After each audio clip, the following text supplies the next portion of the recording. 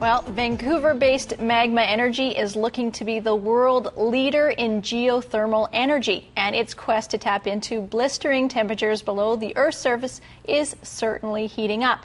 In Iceland, where the company's bid to buy the country's largest privately run energy utility is fueling some white-hot anger these days among some politicians and even Iceland's most famous celebrity, Bjork.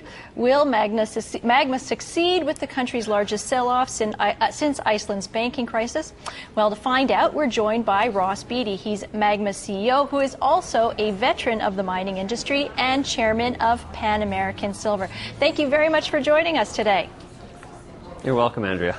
Okay, well, let's start off. I want to talk to you about a lot of things today, but let's start off with Magma's proposed takeover of a geothermal utility in Iceland. There's been a lot of opposition there, and in fact the government has named a special committee to review foreign investment into the utility sector, and I believe there was a deadline of yesterday for this committee to report. I was wondering if you could give us the latest on where things stand.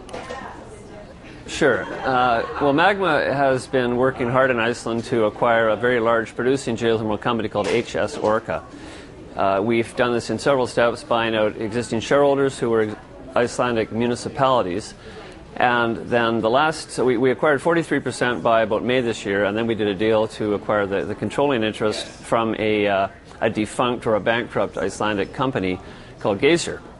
Geysir is controlled by an Icelandic bank, and that bank itself there's a whole bunch of bankruptcies in Iceland because of their financial meltdown a couple of years ago.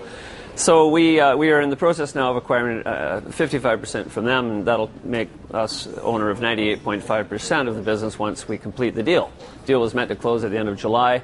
The Icelandic government, which is a very left-wing government, is reviewing the deal. They don't like foreign ownership of energy enterprises, and they are reviewing this, and we are participating in the review.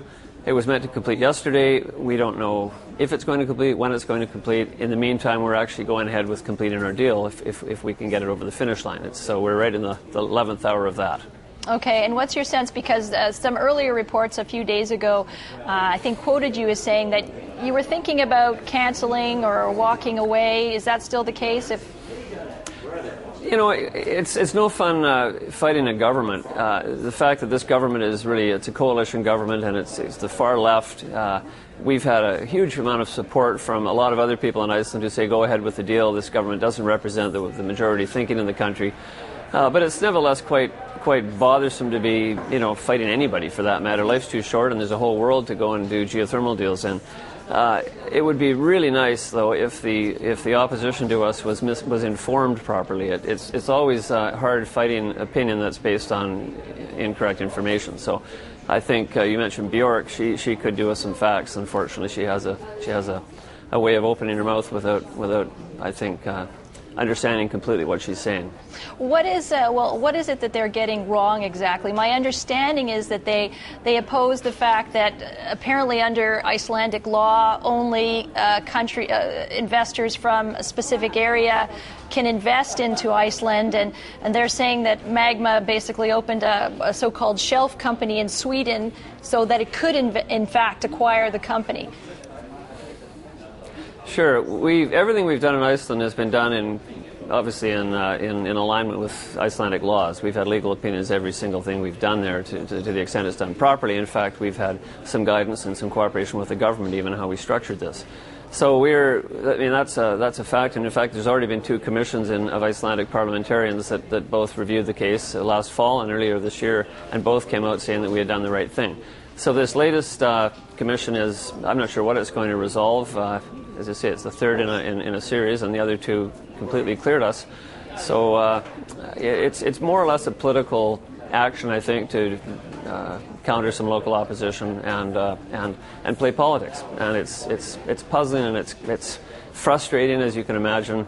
We don't do anything wrong. There's only one way to operate, and that's in accordance with local laws. So it's been an annoying exercise, I'll tell you.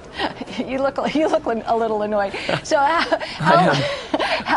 how long are you willing to put up with this? I mean, do you have kind of like a due date, and after that you're gone kind of thing? Oh, we're just sort of, yeah, we're just playing it by ear. I mean, I really did expect to go to Iceland and be welcomed, quite frankly. We don't own any energy assets. We own leases to operate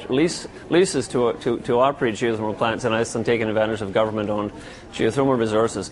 And, we're the largest foreign investor in Iceland since the meltdown in 2008. I would have thought they'd have welcomed foreign investment, welcomed us as a big, responsible, very committed investor to trying to build a global clean energy company. We're absolutely aligned with the Green Party. We're trying to build a really great renewable energy company that builds itself in Iceland and in Chile and Peru and the United States, and a global platform to use Icelandic skills internationally.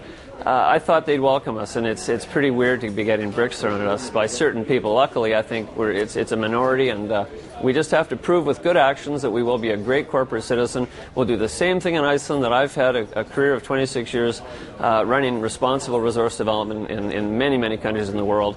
I always believe that actions speak louder than words, and we intend to prove that we're a good company by what we do.